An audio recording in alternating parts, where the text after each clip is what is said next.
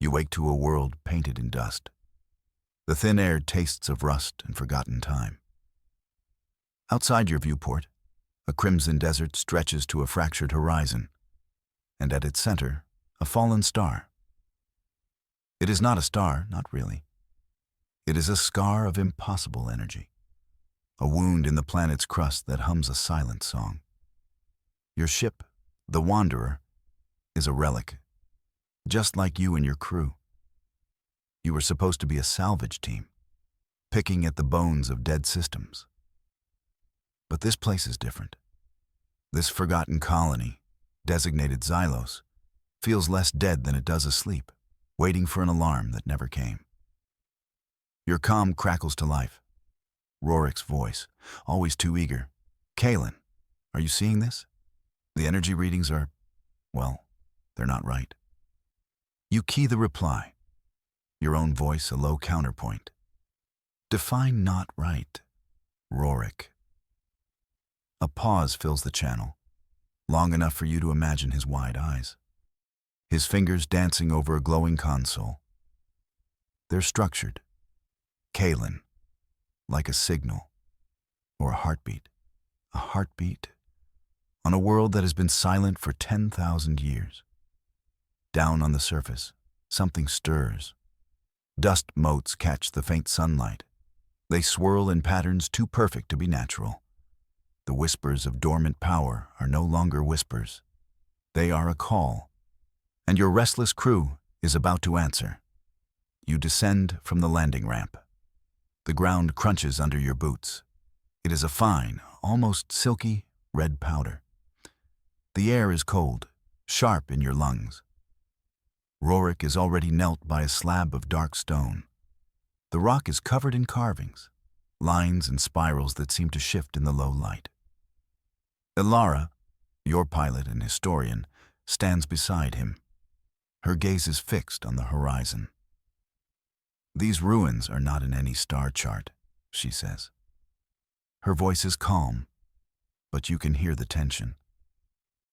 This colony should be nothing but dust and craters. A low hum begins to vibrate through the soles of your boots. It is deep, resonant. It matches the structured energy readings Rorik found. The heartbeat of a sleeping world. The ruins pulse with a soft, internal light. Faint blue veins race through the dark stone. They follow the carved patterns. The rhythm is slow, steady. Thump, thump, thump, thump. It feels less like a machine and more like something alive. Rorik reaches a hand out, his fingers hovering over a glowing glyph. I think it's a language, he breathes, a form of communication. You place a hand on his shoulder, or a warning. You look at the pulsing ruins. They seem to speak a language of light and vibration. A silent invitation into the dark. Do you trust its echo? Or do you heed the silence that lasted for millennia? Your curiosity, it seems, has already made the choice for you. You follow the pulsing veins of light. They lead you deeper into the ruins, down into the planet's crust. The descent is steep, unnerving. The air grows warmer. The hum grows louder. You are walking into the throat of the beast. The narrow passage opens into a cavern, a space so vast it steals your breath. The cavern is a starscape made of crystal. Huge, luminescent crystals float in the darkness. They drift like silent stars in a frozen galaxy. Each one contains a web of light, a network of shimmering data. Rorik lets out a low whistle. This isn't a cave, it's a library. Ilara moves toward the nearest crystal. It is as tall as 3 people. Its surface is smooth as glass. Ancient star charts, she whispers. But they don't map the sky above. They map something else. Rorik activates his wrist-mounted scanner. He projects a beam of light onto the crystal. The data inside swirls, realigns itself. A 3-dimensional map explodes into the air. It is a galaxy, complete with nebulae and star clusters. but it is not a galaxy you recognize. This is impossible, Alara says. The scale, the star science, it's 1,000 generations ahead of our own. The map shows a galaxy, not in space, but here, under your feet, stored in a cavern of floating crystal memories. The moment the map fully renders, the chamber changes. The low hum escalates into a deafening roar. The crystals flash with brilliant, blinding light. From the center of the cavern floor, something rises. Stone and metal grind together. A figure of immense size takes shape. It is a titan of ancient design. Its body is a fusion of rock and glowing circuitry. It has no face, only a single, glowing optic. The light from it washes over you, cold and analytical. A voice echoes in the cavern, not through the air, but inside your mind. It is a voice of ages, a voice of stone and starlight. You are trespassers. This sacred ground is not for you. The construct takes a step forward. The entire cavern shakes. I am the guardian. I protect the knowledge within. I protect the galaxy buried beneath this world. It raises a colossal hand. Its fingers are long, tapered points of energy. Your journey ends here. The ignorant are not permitted to inherit the stars. The guardian's purpose is clear. Its warning is absolute. And you are standing in the shadow of its judgment. The guardian's optic flashes. The world dissolves into a maze of light. Walls of pure energy spring up around you. They shift, they move. One moment you are in the cavern. The next, you are lost in a corridor of blinding white. Rorik yells your name, but his voice sounds distant, muffled by the shimmering walls. You are alone, trapped in a prison of light and memory. The light fields are not just barriers. They are projectors. They scan your mind. They pull at your deepest fears, your oldest regrets. An image flickers on the wall in front of you. It is your first command, the freighter Achilles. You see the fire, the screaming, the mistake that cost 17 lives. The maze taunts you with your own past. It forces you to relive your failures. You push the memory away, and the corridor shifts again. Now you see a different scene. Rorik, as a young boy, staring up at the stars. His eyes are full of wonder and a desperate need for approval. The light shows you his ambition, his hunger for discovery, a hunger that sometimes blinds him. Then you see Alara. She is standing in a garden that no longer exists, a happy memory from a life destroyed by war. The maze shows you what each of you has lost. It is a trial, you realize, not of strength, but of spirit. To escape, you must navigate the shifting light. You must also navigate the secrets of your own heart. As you stumble through the light maze, new images appear. They are not your memories. They are echoes of others. Ghostly figures flicker in the light, beings of a dozen different species. You see a tall insectoid creature. It clutches a crystal, its mind overloaded with knowledge. It collapses into dust, a warning against greed. You turn a corner and see a group of 4 armed beings. They are fighting each other. Their own internal conflicts turn them to ruin. Their final moments play out in a silent, harrowing loop. A warning against distrust. The echoes are the ghosts of forgotten civilizations. Those who came before you. Those who tried and failed to claim this power. You watch their final moments.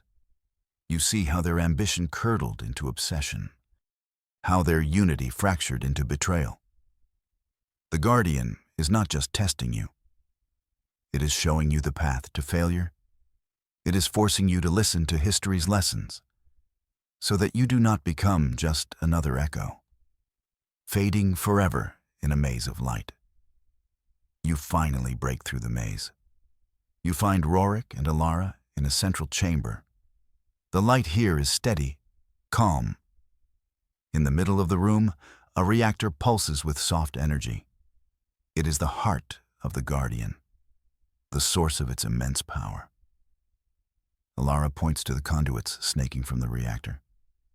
That's it. That's how the Guardian controls everything. Rorik's eyes gleam. If we can tap into that energy, we can create a blind spot, a way to get past it. It is a desperate, insane plan, tampering with a power source you cannot possibly understand. But it is your only chance. You have to move fast, before the Guardian realizes its trial has failed, and its defense protocols activate. You get to work. Alara stands watch, her sidearm drawn. Rorik opens a panel at the base of the reactor. He connects his data pad, his fingers flying across the interface. The energy is stable, he says. But the system is fighting me. It's like it has a mind of its own. Sweat beads on his forehead. The pulse of the reactor quickens. A new alarm begins to sound. A high-pitched whine that grates on your nerves. Small spherical drones detach from the ceiling. They glow with the same red light as the Guardian. The real defenses are waking up. Rorik grunts in frustration. I'm almost there. I just need more time. He looks at you, his eyes wide with a strange fire. This power, Kalen, do you have any idea what we could do with it? We could reshape worlds. We could become gods.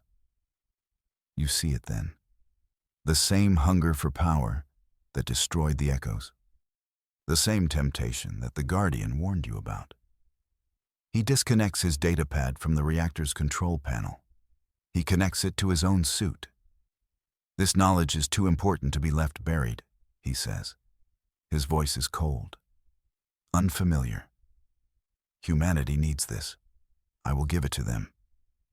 He has rerouted the energy flow, not to create a blind spot, but to absorb it, to take it for himself.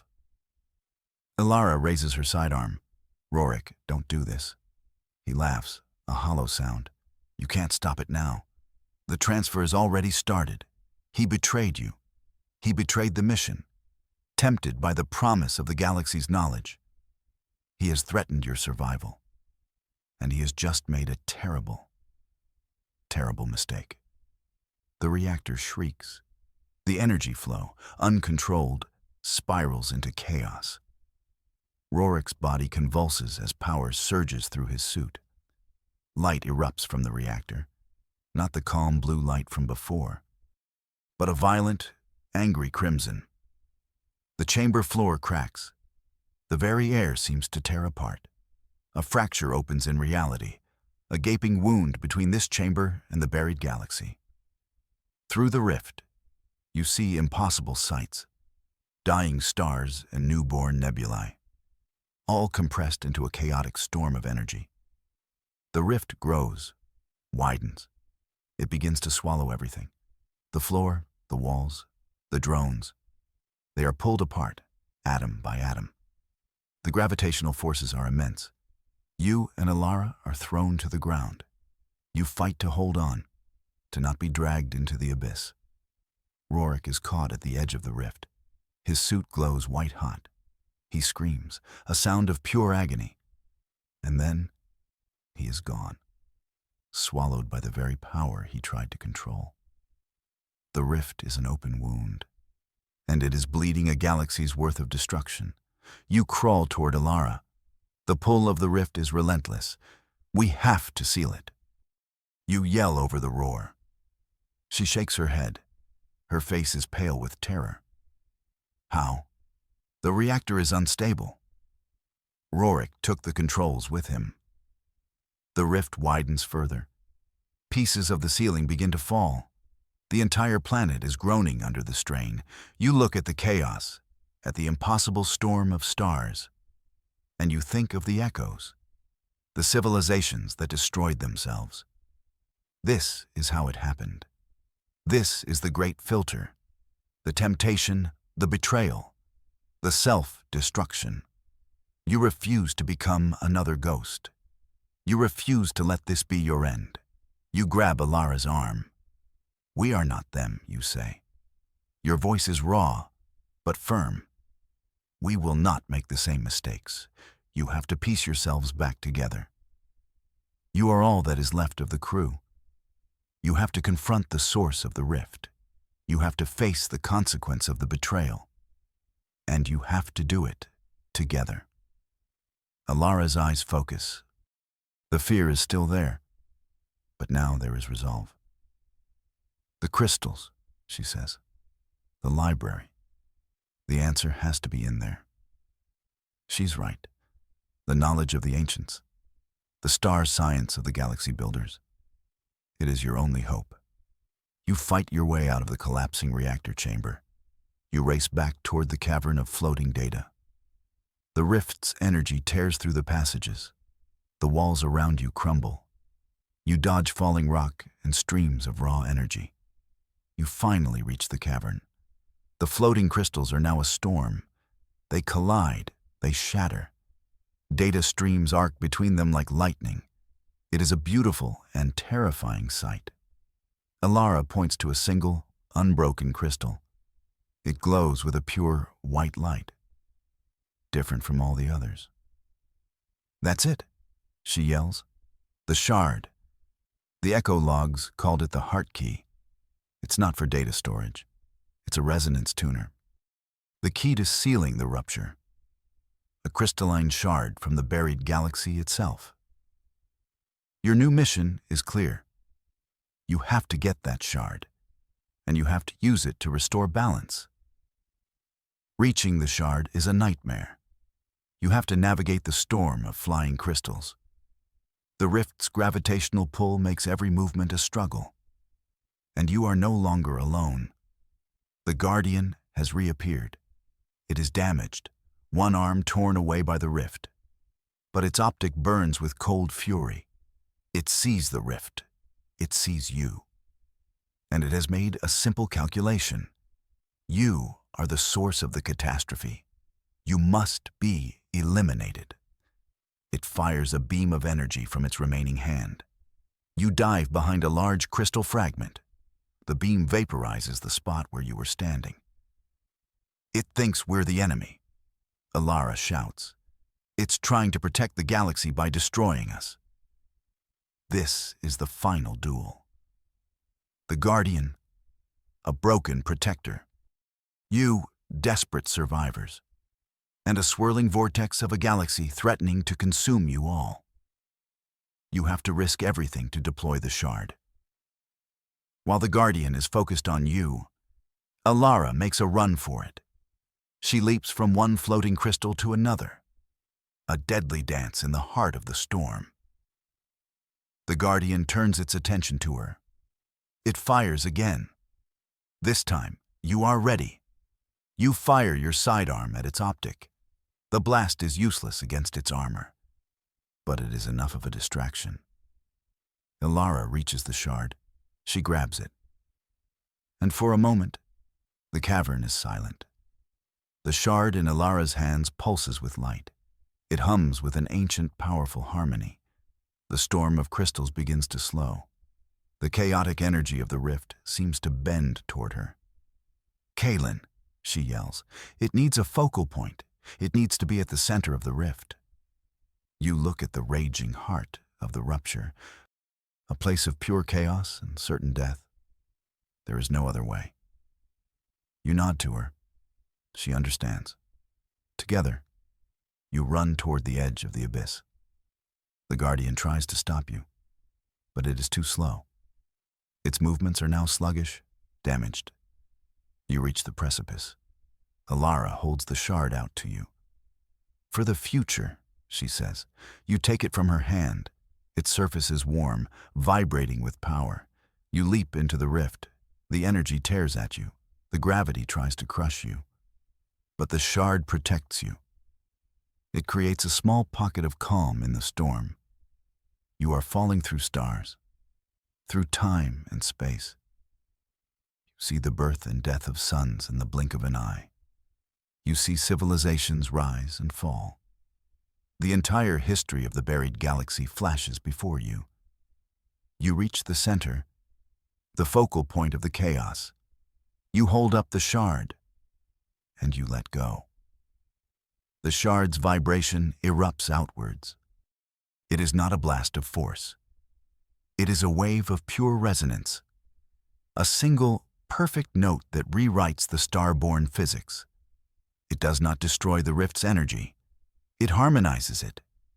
Danger is turned into salvation. The roar of the storm becomes a cosmic symphony. The world outside the rift is reborn. The violent energy, now tamed, flows out across the planet. The crimson deserts drink it in. The fractured ground seals itself. The sky, once a dusty red, clears to a brilliant blue. Where the rift once tore the planet open, a new city begins to rise. Towers of light and living crystal grow from the ground, formed by the harmonized energy of the buried galaxy. The surface of Xylos heals itself. The scars of millennia vanish in a matter of moments. You find yourself lying on a field of soft, glowing grass. Ilara is beside you. The Guardian stands nearby. It is no longer hostile. Its optic is a soft blue. It looks at the new city, then it looks at you. And in your mind, you hear its voice one last time. The balance is restored. A new age begins. The planet is not just healed, it is transformed, reborn from the ashes of your trial. You and Ilara stand on a balcony. You overlook the crystalline city. It is a place of impossible beauty, a testament to a power beyond your understanding. The buried galaxy is no longer a secret. It is no longer a prize to be won. It is a living part of this world. And you are a part of it too. You have survived. You have faced temptation and betrayal. You have stared into the abyss and found the courage to leap. You are no longer just a salvage crew. You are guardians. You make a new vow, a promise to this world, and to the memory of the one you lost. You will guard the recovered galaxy. You will protect its knowledge. And you will ensure that no one else ever falls to its darkness. Your legacy begins today, under a new dawn, on a world reborn.